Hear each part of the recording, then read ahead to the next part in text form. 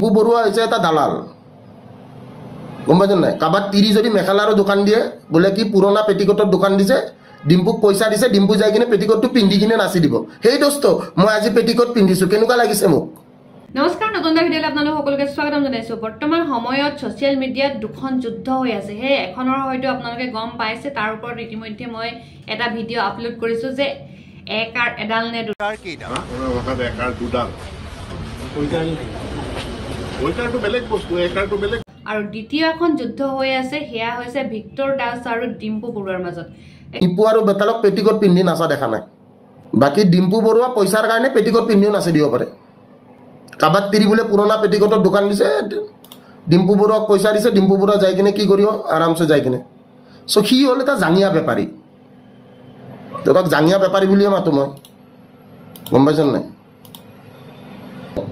আৰু সি পেটিকটটোৰ দাম 200 টকা সি লয় 25,000 বা 30,000 টকা জুনে দোকানখন দিয়ে দোকানৰ পইচা উঠাওতে তাতকে ডিম্পুক গুটেকিটা পেটিকট দি পঠোৱাই ভাল বলে আপোনাৰ মাইকিৰ কাৰণে আপুনি এইকেইটা লৈ যাওক তাকো ফাটা পেটিকট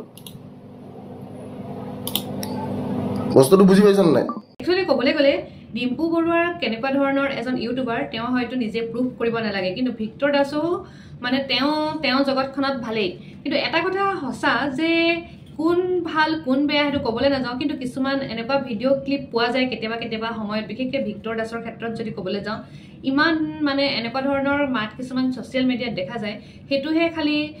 কেনেকুৱা ধৰণৰ ভাল বুলি কম হেতু অকমান চিন্তাৰ বিষয় কাৰণ তেখেতৰ যিখিনি মানে এডুকেশনৰ এটা যেহেতু তেওঁ চেনেল আছে তাত তেওঁ ভালকৈ শিকায় হেতু মই কবলে না যাও কিন্তু তেওঁ কিছুমান লাইভত আহি যেনেকুৱা ধৰণৰ মাত কিছুমান মাতে সেইবোৰৰ পৰা বৰ্তমান সময়ত যিবিলাক ষ্টুডেন্ট আছে বা তেওঁৰ সেইবিলাকে কি শিকিব হেতুহে আচৰিত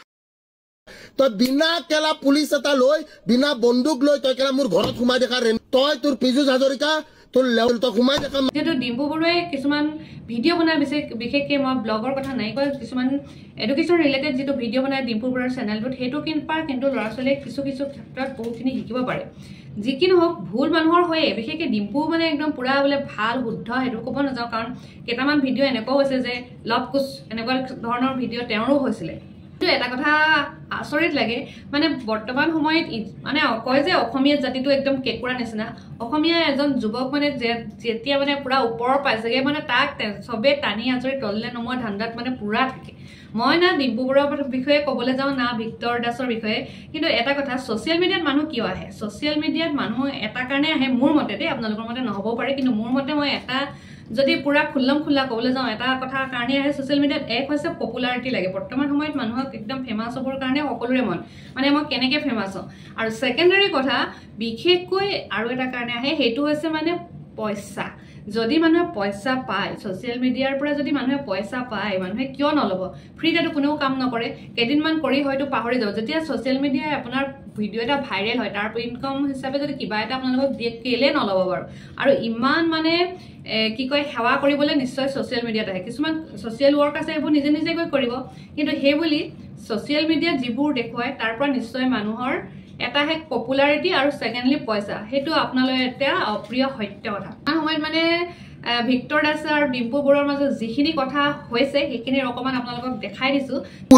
ঠিক আছে সৰি ডিম্পু বৰুৱা আৰু আমাৰ ধ্ৰুৱ আছিলে ডিম্পু বৰুৱা আৰু ধ্ৰুৱই ৰাতি 3টা বজাত দেখাইছে যে গুৱাহাটী মহানগৰীৰ পৰিস্থিতি কি আৰু মই টাইম ষ্টেম্পটো ক'বলৈ বিচাৰিম টাইম ষ্টেম্প আছিলে 0.15 যে হেই দোস্ত 0.15 সেকেন্ডত তেওঁ কৈছে গুৱাহাটী মহানগৰীত ৰাতি 3টা বজাত কোন ৰৈ থাকে তো ইয়াতে মনোজৰ কি প্ৰতিক্ৰিয়া মনোজে কি ক'ব বিচাৰে actually what does Manoj wants to say about it না মই ভিডিঅটো চাইছিলো একচুয়ালি ডিম্পু বৰুৱাৰ ভিডিঅটো যোনটো আছিল মই এটা কথা ক'ব বিচাৰো তাত ডিম্পু বৰুৱাই কিছুমান আধৰুৱা তথ্য প্ৰেজেন্ট কৰিছে ডিম্পু বৰুৱাই প্ৰেজেন্ট কৰিছে যে গুৱাহাটী মহানগৰীত কি চলে কিছুমান বস্তু যোনটো ডিম্পু বৰুৱাই নাই দেখুৱা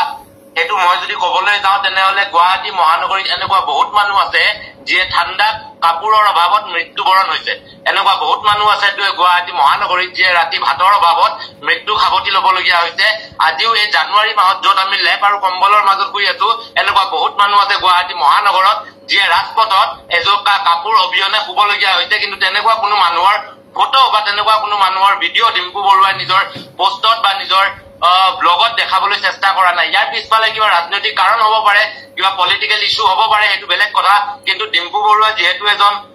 অসমৰ জনপ্ৰিয় নাগৰিক আৰু অসমৰ জনসাধাৰণক তেওঁক মৰম কৰে সেইকাৰণে আজি ডিম্পু বৰুৱা হৈছে যদি অসমৰ ৰাইজে তেওঁক মৰম নিদিয়ে ডিম্পু বৰুৱা কেতিয়াও হ'ব নোৱাৰে আজি এনেকুৱা বহুতবোৰ ব্লগাৰ আছে যিয়ে নিজৰ সত্যটোক প্ৰেজেণ্ট কৰি আছে মই নাম এটা ল'ব বিচাৰিছো সময় গগৈ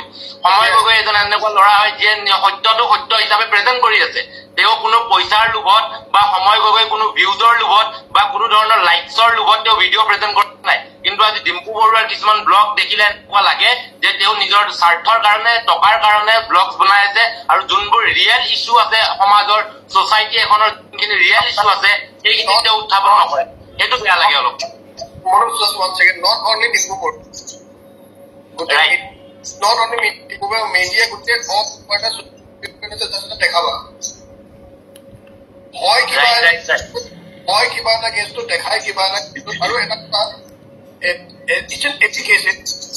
এটা কেছত যেতিয়ালৈকে জাজে এটা অৰ্ডাৰ পাছ নকৰে মিডিয়াই এটা জাজমেণ্ট নিদিয়ে